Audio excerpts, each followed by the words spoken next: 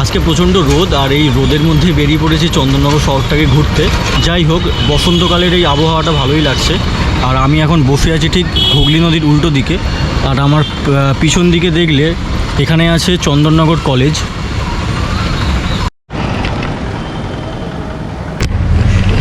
আমি এখন ঢুকে গেছি চন্দননগর কলেজের ভেতরে। চন্দননগর কলেজ হুগলি জেলার সবচেয়ে পুরনো কলেজ, যেটা স্ট্যাবলিশ হয়েছিল 1862 সালে, অর্থাৎ আজ থেকে প্রায় 162 বছর আগে। চন্দননগর ফ্রেঞ্চ কলোনি থাকাকালীন Catholic missionary bishop Magloire Barthet এটি নির্মাণ করেছিলেন। 1901 সালে French governor general of India Joseph Francois ডিউপ্লিক্সের স্মরণে এই কলেজের নাম পরিবর্তন করে ডিউপ্লিক্স কলেজ নাম রাখা হয়।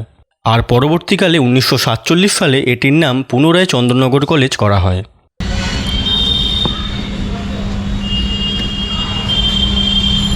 এক্সিবিশনটা কি কোনো স্পেশাল অকেশনে হচ্ছে নাকি আপনার? প্রিন্সিপাল স্যার আসতে বলেছে। আচ্ছা, আমরা সত্যম সোসাইটি থেকে এসেছি চন্দননগর। আচ্ছা আচ্ছা। আমাদের সমস্ত হাতের কাছে সব মেয়েরা করে। হ্যাঁ, এবার শেখানো হয়, মেয়েরা আচ্ছা। কাজ করতেও পারে, শিখে কিছু করতে পারে, সেটাও আমরা চেষ্টা করি। মানে আচ্ছা। করছে, অনেক মেয়েরাই করছে। হ্যাঁ, থ্যাংক ইউ।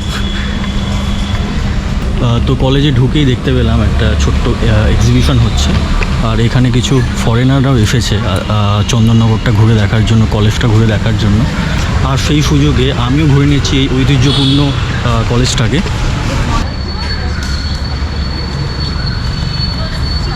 প্রথমে চন্দননগর কলেজের ভিডিওটা বাইরে থেকেই করছিলাম, তারপর মনে হলো যে কলেজে গিয়ে একবার পারমিশন নেওয়া যাক যে ভেতরে ভিডিও করতে দেবে নাকি।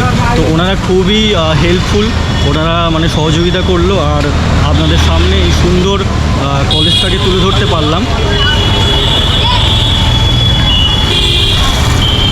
তো সামনেই যেমনটা এর আগে দেখালাম জোড়াঘাট, তো এই জোড়াঘাট থেকে আমি এবার এগিয়ে যাব সামনের দিকে, দেখি আর কি দেখার জিনিস আছে।